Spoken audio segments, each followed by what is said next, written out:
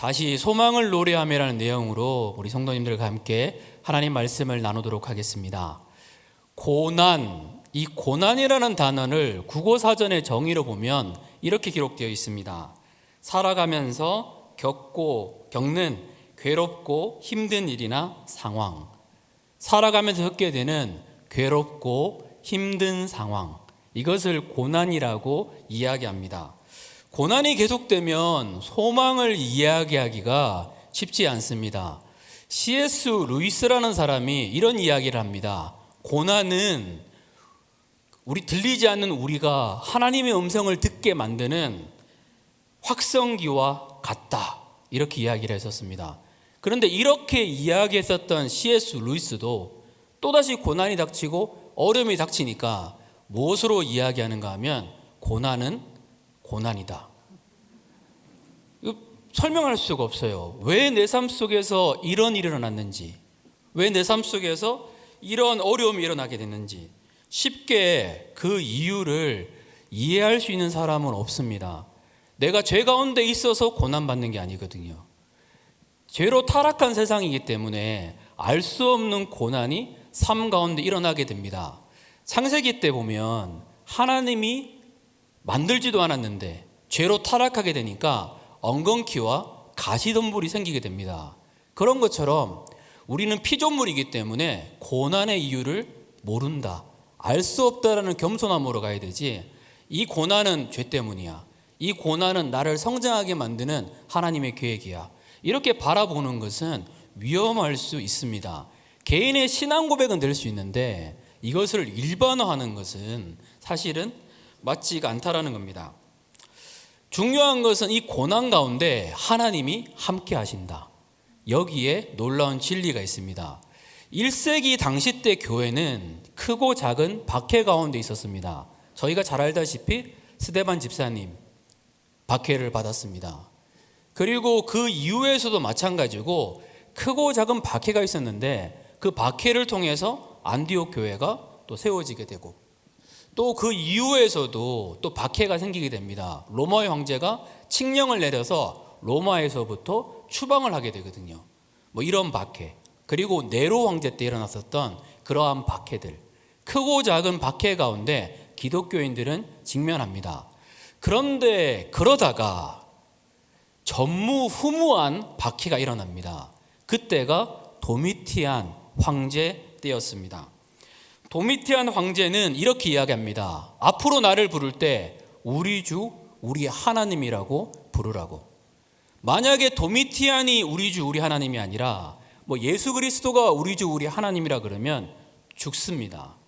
재산을 빼앗기고요, 말도 안 되는 핍박 가운데 처해집니다. 짐승의 밥이 됩니다. 어떠한 무기도 없습니다. 그냥 짐승한테 잡혀서 먹혀지는 그러한 상황 가운데 교회는 직면하게 되었습니다. 도미티안 황제가 이런 말들을 늘 공언했습니다. 내 시대 때 기독교라는 기독교를 말살시켜버리겠다, 기독교라는 이름 자체가 들리지 않게 만들겠다. 이 당시에 직면했던 시대가 이런 시대였었습니다. 예수 그리스도를 모른다라고 이야기하면 삽니다. 예수님을 내가 미쳤다, 잘못 믿은 거다, 도미티안이 진짜 황제다, 도미티안이 진짜 하나님이다, 이렇게 하면 삽니다. 참 어려웠었던 그러한 시대였습니다. 그래도 리더들이 살아있다면 교회는 견고할 수 있는데 리더들은 다 어떻게 되었을까요? 사도들은 요한을 제외하고 다 죽었습니다. 남지 않았었습니다. 교회의 리더들은 다 잡혀갔습니다. 신앙을 고백하면 죽고 신앙을 배교하면 살았기 때문에 교회는 거의 무너진 모습을 가지고 있었습니다. 이제 살아남았던 한 명의 사도 요한도 지금 어디에 있는 걸까요? 밤모섬에 갇혀 있습니다. 리더가 있으면 좀 할 것 같은데 없습니다. 교회는 어떤 대처 방법도 없었어요. 숨기만 했습니다. 피할 수밖에 없었습니다. 동굴로 갔고 산에 갔고 처참했습니다. 그 가운데 하나님께서는 요한을 통해서 한 권의 성경책을 주십니다. 그 성경책이 뭘까요? 요한 계시록입니다. 극심한 고난 가운데 있는 그리스도인들에게 주님은 요한계시록이라는 성경책을 주셨는데, 이 요한계시록이라고 말하는 성경책을 주신 이유가 더 두려워하고 더 무섭게 하기 위해서 이 성경책을 주셨을까요? 아닙니다. 두려워하는 그들에게 주님이 요한계시록을 주신 이유는 이들을 위로하고 다시 소망을 주기 위해서 기록했습니다. 그런데 저희는 요한계시록에 대한 오해가 상당히 많습니다. 666, 바다에서 올라오는 짐승, 아마겟돈, 최후의 전쟁, 심판, 어떤 마음이 요한계시록을 보다 보면 많이 들까요? 두려움이 많이 든다라는 겁니다.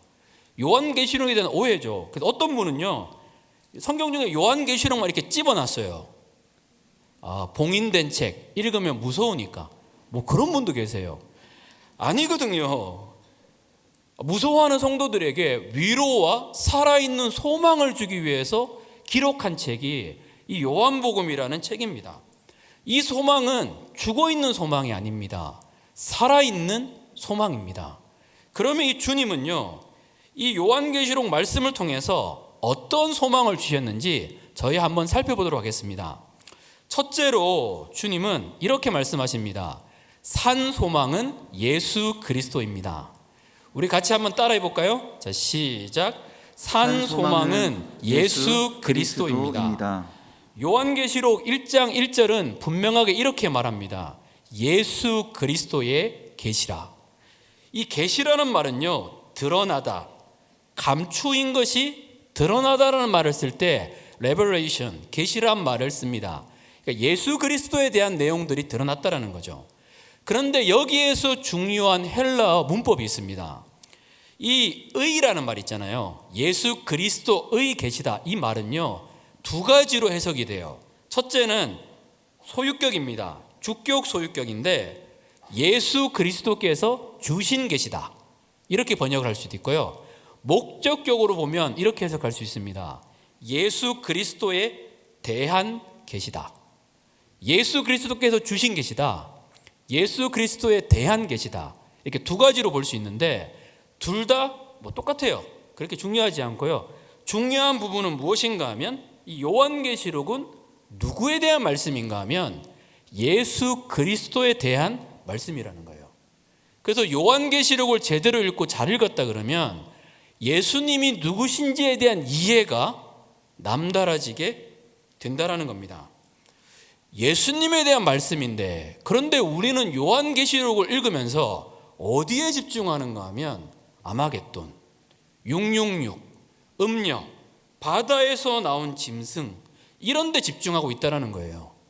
요한계시록은 시작부터 끝까지 예수 그리스도가 누구신지에 대해서 말씀하고 있거든요.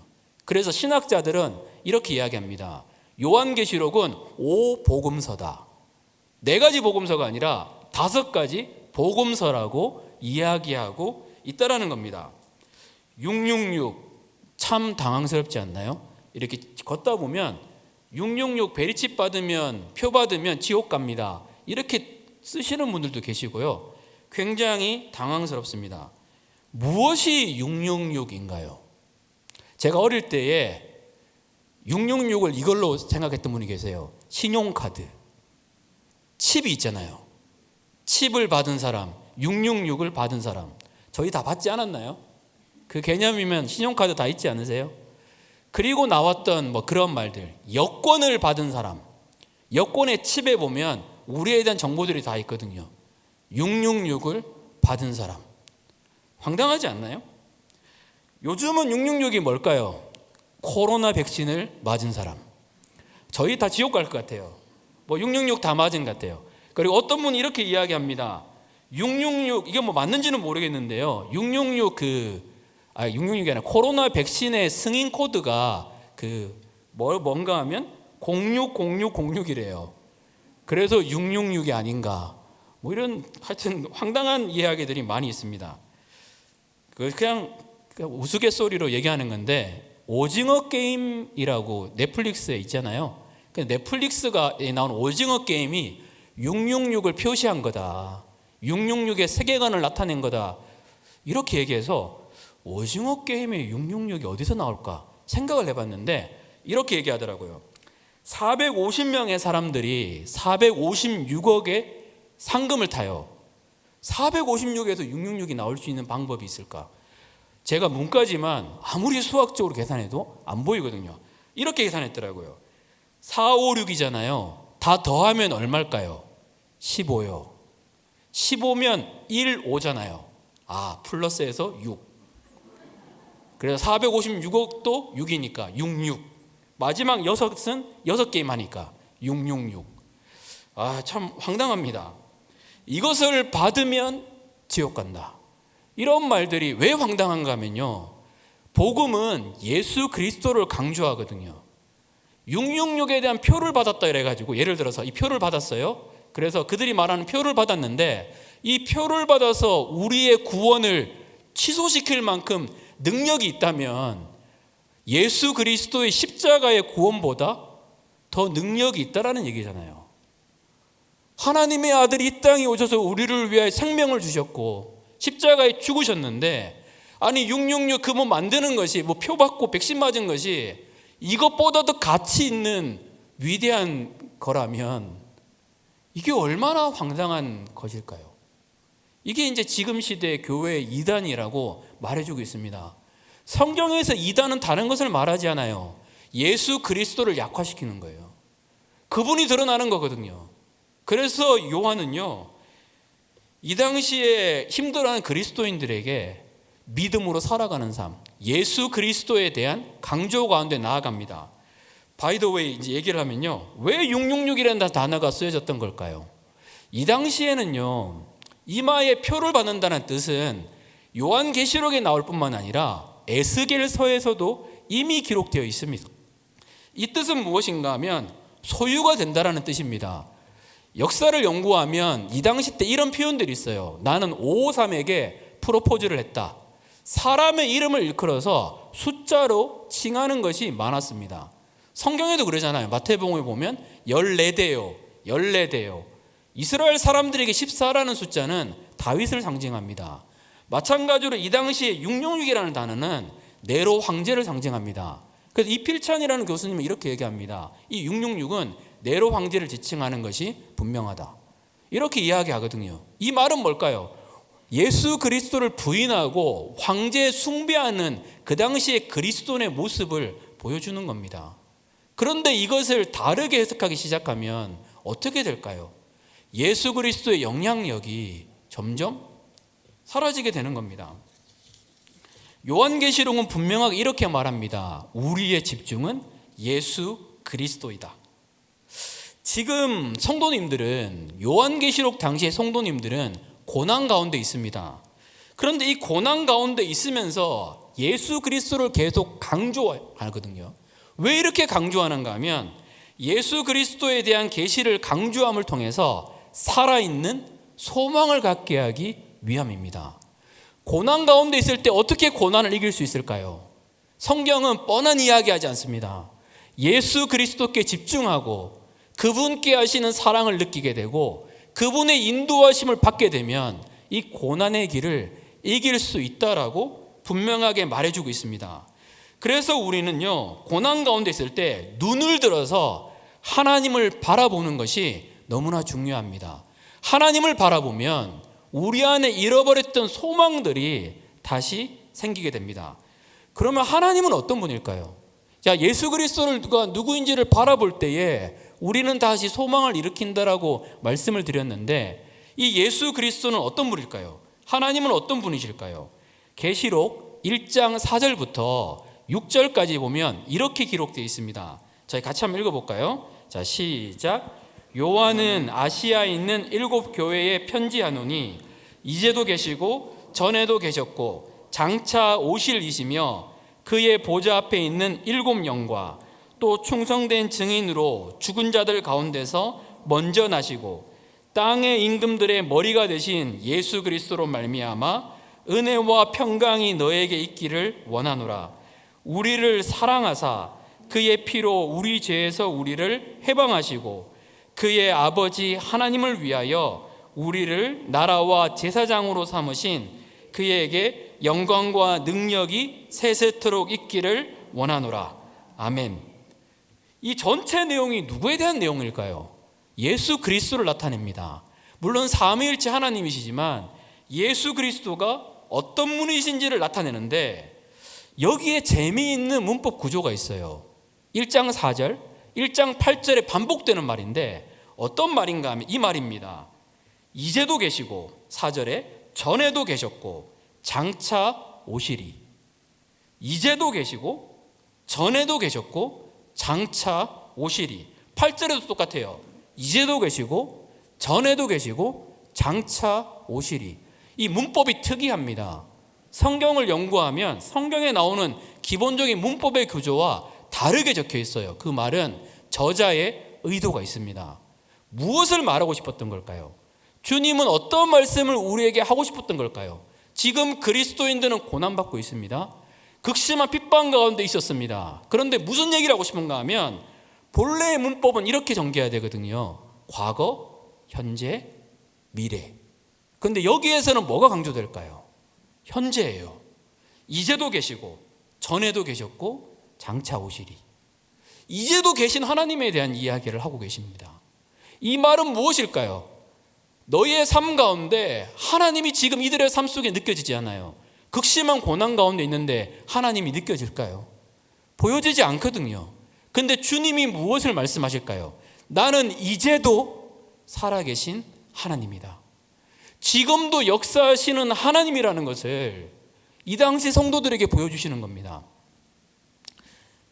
살아계신 하나님이라는 것은요, 과거에 여리고를 깨뜨리신 하나님, 홍해를 가르셨다고 너희가 성경에서 봤었던 그 하나님, 오병이어를 가르쳤던 그 하나님이 지금도 고난당하고 있는 성도들에게 살아계시다라고 우리에게 말씀하고 있다라는 겁니다. 하나님이 지금도 살아계시다. 그러면 궁금하잖아요. 그 하나님이 지금도 살아계시는데 그 하나님의 살아계심을 어떻게 보여주시는 건가? 6절에 보면 이렇게, 5절에 보면 이렇게 기록하고 있습니다. 우리를 사랑하사. 하나님이 살아계세요. 하나님이 우리를 사랑하세요. 그러면 이런 마음 들지 않나요? 하나님 우리 어떻게 사랑하세요? 이런 청년들하고 신방하다 보면 이런 이야기를 합니다. 하나님이 나를 사랑하시는데 왜 내 삶이 이러냐고, 왜 내 삶이 이렇게 아프냐고, 사랑하시면 해결해 주셔야 되는 거 아닌가, 이런 이야기를 하거든요. 그런데 이렇게 얘기합니다. 우리를 사랑하시는데 뭐라고 얘기하는가 하면 그의 피로 우리 죄에서 우리를 해방하셨다. 그리고 우리를 나라와 제사장으로 삼으셨다. 이런 질문 들지 않나요? 네? 1세기 때 고난을 당하고 있어요. 아픔을 당하고 있어요. 지금 사자가 물어뜯으려고 그러고 있어요. 그러면 어떤 하나님이 살아계신 하나님일까요? 사자가 물어뜯는데 다니엘처럼 하나님 살아계시면 어떻게 해야 돼요? 입을 막으셔야 되는 거 아니에요? 그 하나님이셔야 되는 거 아닐까요? 내 삶에 지금 빚이 많아요. 그래서 이 빚을 갚으려고 애를 쓰는데 하나님이 살아계시다면 로또를 당첨되게 하든지 뭘 하셔서 이 빚을 갚게 해야 되는 거 아닌가요? 내 삶에 지금 자녀들의 문제 때문에 힘든데 이 문제 해결해야 되는 거 아니에요? 하나님이 살아계시면 수능 잘 봐야 되는 거 아니에요? 직장의 길이 열려져야 되는 거 아닌가요? 이게 이 당시 사람들의 마음이었어요. 하나님이 살아계시면 빨리 우리를 핍박하고 있는 도미티안 황제 심판해야 되는 거 아니냐고. 우리가 지금 로마 시대 때 나라를 빼앗겼는데 이스라엘을 구원해야 되는 거 아니냐고. 이게 이스라엘 백성들의 입장이거든요. 근데 주님이 뭐라고 얘기하시는가 하면 우리를 사랑하시는데 그의 피로 우리 죄에서 우리를 해방하셨다고. 이해가 안 되는 말씀이 성경에 하나 있습니다. 바리새인들은 돈을 사랑하는 사람이라. 왜 바리새인들은 돈을 사랑했던 걸까요? 우리가 바리새인을 쉽게 생각하는데 바리새인들은 정말로 어쩌면 그 당시에 경건하게 살려고 애를 쓰던 사람이거든요. 일주일에 2번 금식합니다. 저희 중에 2번 금식하는 분들이 얼마나 될까요? 안 되거든요.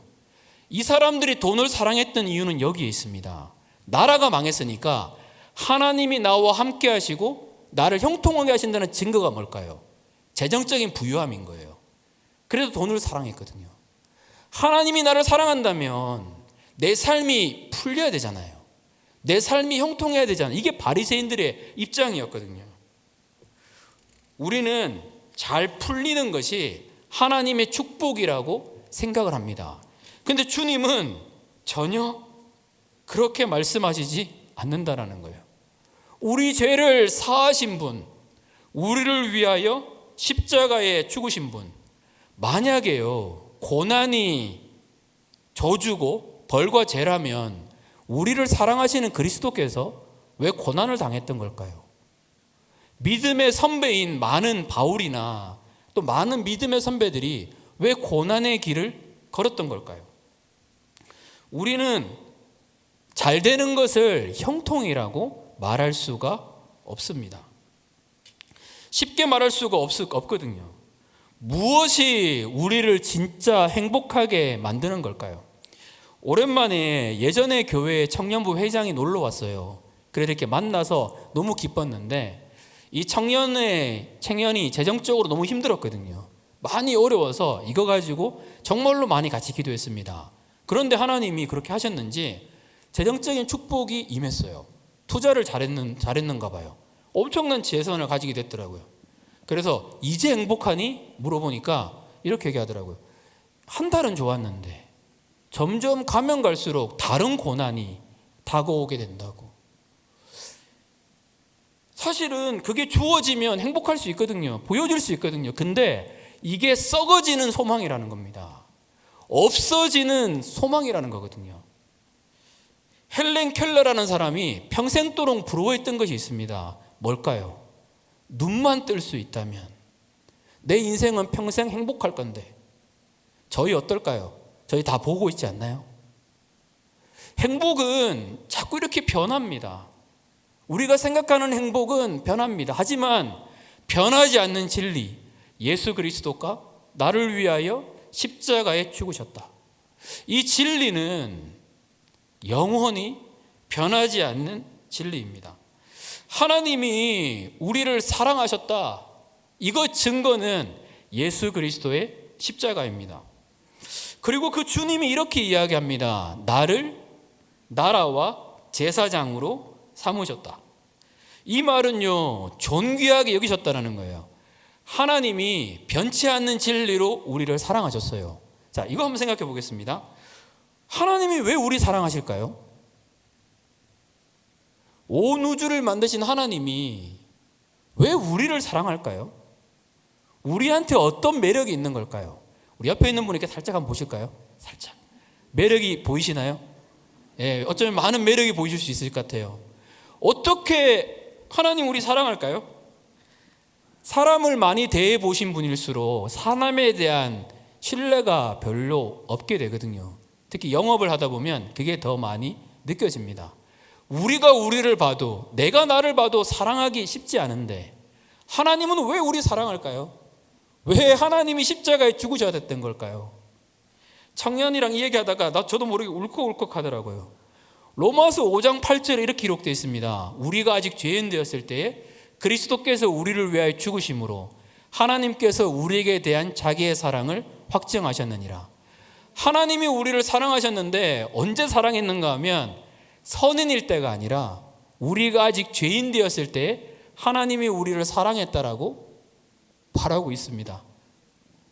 왜 우리 사랑하세요?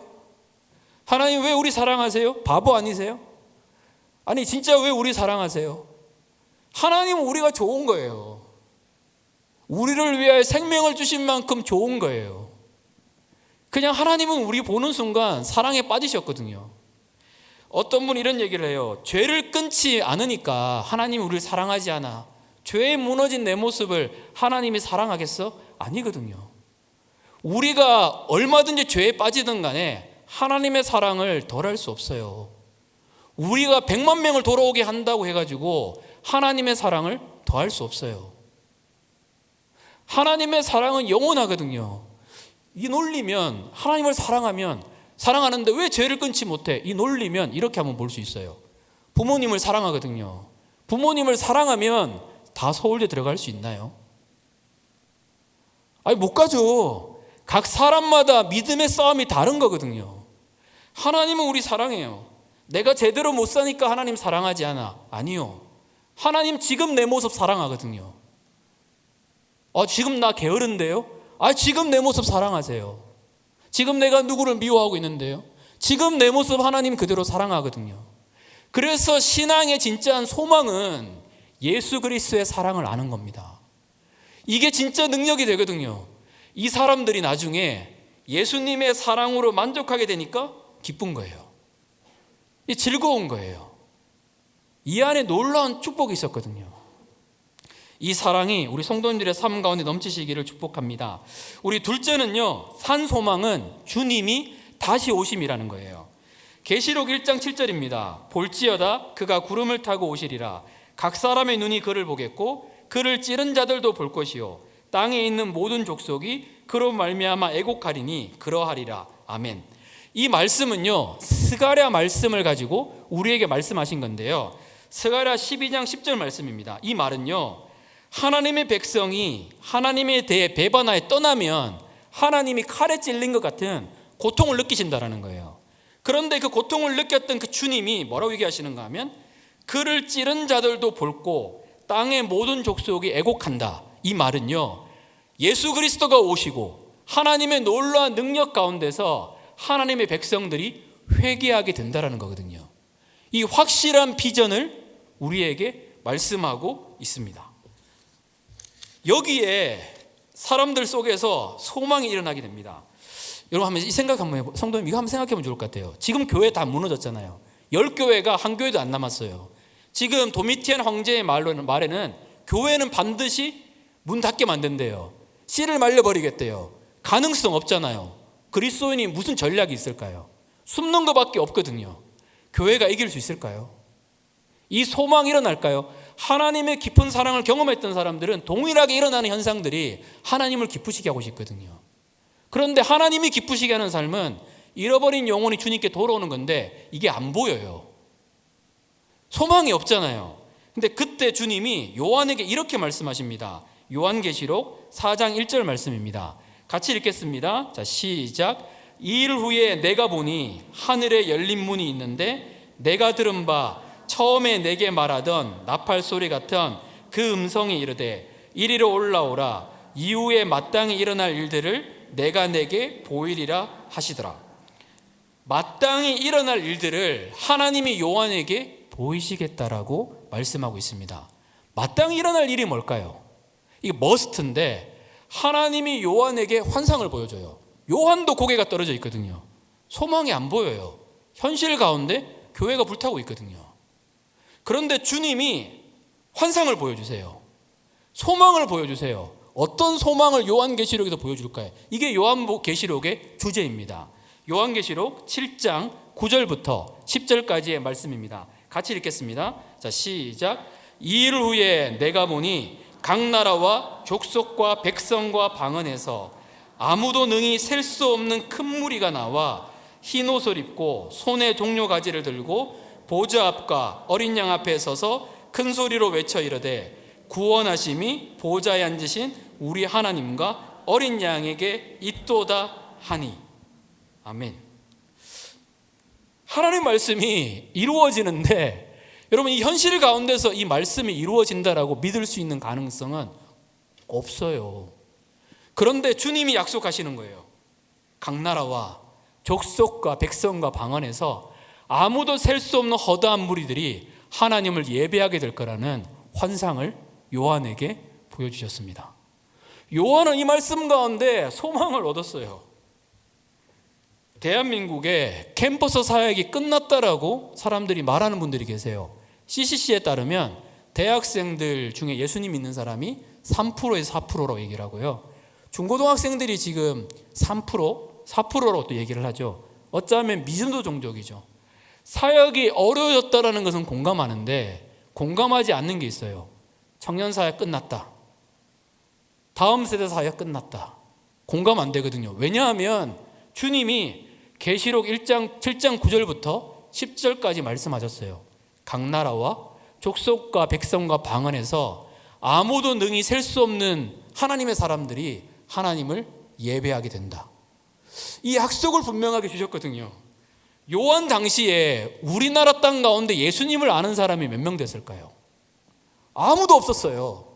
그런데 요한은 이 환상을 봤어요. 어쩌면 갓쓰고 하얀 옷 입은 사람이 하나님을 예배하는 모습을 봤을 수도 있습니다. 주님이 분명하게 약속하시는 거거든요. 이 비전의 성취가 저희들이에요. 이것은 우리가 믿든 안 믿든 간에 반드시 이루어집니다. 각 나라와 족속과 백성과 방언, 허다한 무리들이 하나님을 찬양하게 된다는 거예요. 저는 이 말씀을 보고 굉장히 흥분했는데 우리 성도님들은 정말 이게 놀라운 것 같아요.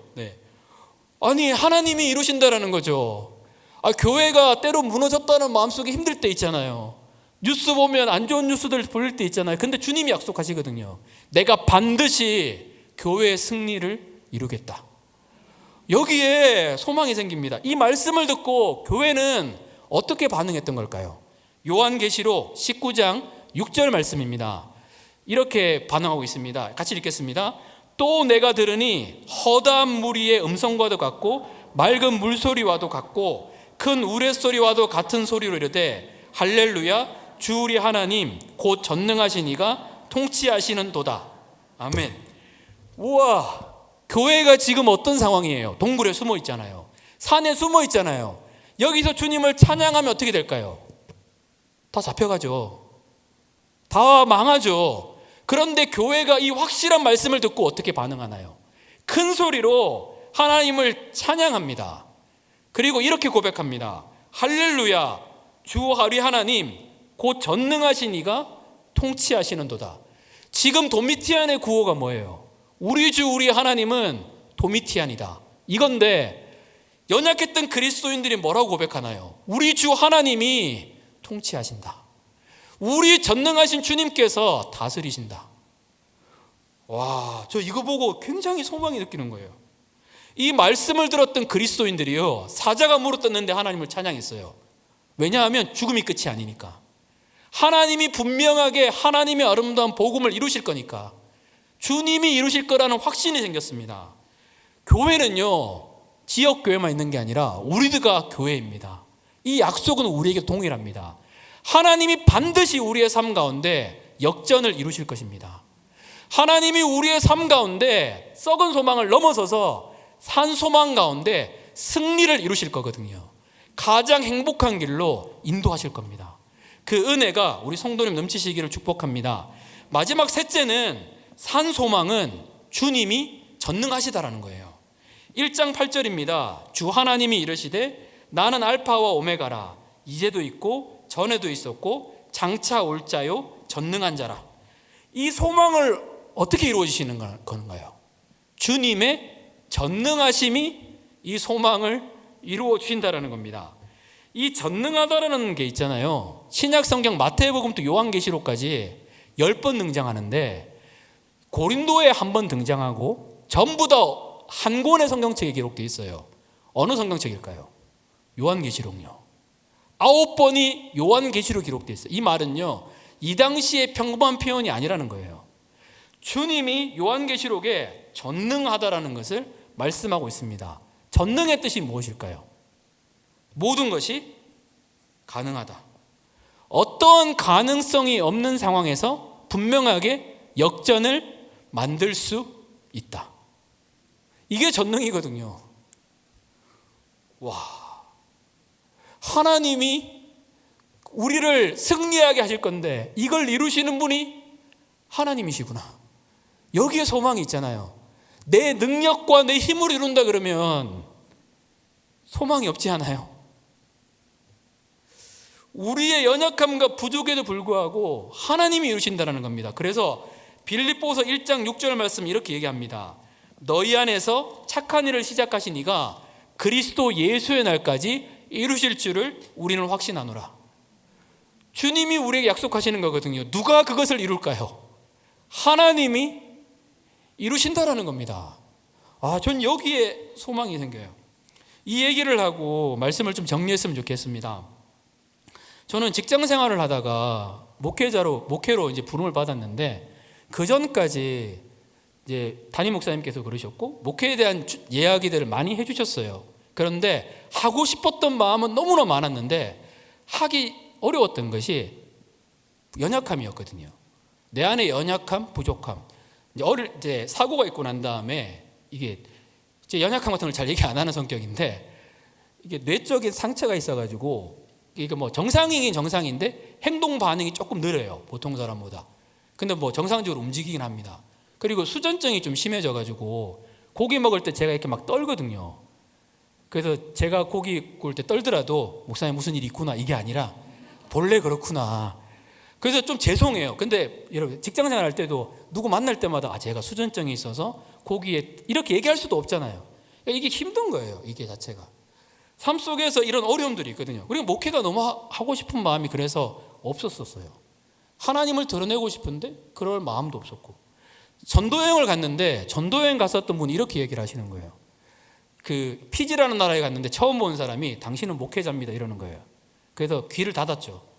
안 들린다고. 아니, 성경을 볼 때마다 하나님이 계속 그런 마음을 주세요. 그런데 못하겠는 거예요. 그리고 긴 시간이 흘렀습니다. 그러다가 주님이 이 말씀을 주셨어요. 질그릇에 보배를 가졌나니. 이 보배는 예수님이거든요. 그런데 하나님께 맨날 약하다라고 얘기를 했는데, 이 생각해보니까 이런 거예요. 약한 질그릇일수록 어떻게 될까요? 깨지기 쉽지 않아요? 질그릇이 깨져야지 보배가 드러나는데 약한 질그릇일수록 보배가 드러나지 않을까요? 예전에 교회에 찬양팀이었는데 너무 잘생긴 찬양 가수가 왔어요. 근데 그분이 찬양을 하는데 와, 그렇게 멋있는 분 정말로 오랜만에 본 것 같아요. 스토리도 너무 멋있었어요. 50대 지금 권사님들이 이렇게 얘기하더라고요. 내가 20년만 젊었으면 내가 한번 해볼 건데 막 이렇게 얘기하고, 우리 10대인 중학생들이 내가 10살만 나이가 많았으면 오빠한테 도전해 볼 건데. 너무 대단한 분이셨어요. 그분이 딱 서서 일어서서 찬양합시다 그러니까 다 일어나는 거예요. 야, 대단하지 않나요? 제가 일어서서 찬양합시다 안 일어났을 것 같은데. 대단한 것 같아요. 근데 그분이 너무 잘생겼거든요. 그래서 야, 너무 잘생겼다 다 이런 분위기였어요. 근데 갑자기 제가 청년부에 있는데 청년부 회장이 제 등을 툭툭 치는 거예요. 그래서 왜? 그러니까 동생이었거든요. 이렇게 얘기하는 거예요. 형은 참 좋겠다. 왜? 그러니까 형은 사람들이 하나님만 바라보게 할 것 같아. 기분이 이게 때릴 수도 없고 기분이 참 그랬는데 저희 교회 와서 기도하는데 그게 떠오르는 거예요. 그리고 눈물이 났어요. 너무 은혜가 되는 거예요. 아니, 하나님이 드러나게 할 수 있다면 약함이 있어도 괜찮은 거잖아요. 약함을 변명하는 게 아니라 고치려고 노력은 하지만 안 되는 건 어쩔 수 없으니까 이게 하나님을 드러낼 수 있다면 기적이잖아요. 저처럼 말도 못하고 안 되는 사람이 말씀에 은혜가 있다, 예를 들어서 그게 있다면 다 뭘 생각할 것 같아요? 하나님이 대단하시는구나. 다 이거 생각할 거잖아요. 여기에 우리 소망이 있다라는 겁니다. 청년부한테 물어봤어요. 어떤 학생한테 이번에 가족장 해볼래? 물어보니까 얘가 그러더라고요. 부담이 되는데 기도해 보겠습니다 라고 얘기하고 일주일 뒤에 기도하고 와서 이렇게 얘기를 해요. 목사님, 해보겠습니다. 왜? 부담 엄청 되고 하고 싶은 마음이 없었는데 기도하다 보니까 이런 마음을 주었다고. 나는 안 되는데 하나님이 해주시겠다는 마음을 주었다고. 그래서 내가 하게 되었다고. 정말로 기쁘지 않나요? 내가 능력이 없으면 어때요? 없으니까 하나님도 붙잡게 되잖아요. 하나님을 더 의지하게 되잖아요. 하나님의 구원을 하나님이 어떻게 이루세요? 베드로와 같은 연약한 자들을 통해서 하나님이 이루셨거든요. 우리의 삶도 마찬가지입니다. 우리의 삶의 연약함에도 불구하고 하나님은요 반드시 일하십니다. 왜냐하면 주님이 전능하시기 때문이거든요. 그 주님의 은혜가 우리 성도님들이 넘치시기를 축복합니다. 우리 기도하겠습니다. 살아계신 아버지 하나님, 우리의 인생의 진짜 소망은 예수 그리스도가 나를 조건 없이 내가 죄인 되었을 때 사랑했다라는 겁니다. 하나님, 돈이 생기면 좋을 것 같고 이런 것이 풀어지면 좋을 것 같은데 그거보다 그것들은 다 썩어지는 것이고 그 안에 있으면 좋을 것 같은데 그것을 넘어서 예수 그리스도 안에 참 소망을 발견할 수 있도록 도와주십시오. 하나님, 우리의 참 소망은 주님의 복음이 땅 끝까지 이르는 겁니다. 아버지, 이 복음의 영광을 하나님의 전능하심으로 이루어 주셔서 감사합니다. 하나님, 우리가 더 이상 우리의 연약함에 주목하지 않겠습니다. 우리 하나님께 주목하겠습니다. 하나님의 전능하심으로 주님의 아름다움을 이루어 주시옵소서. 우리 주님을 찬양합니다. 예수님의 이름으로 감사하며 기도합니다. 아멘.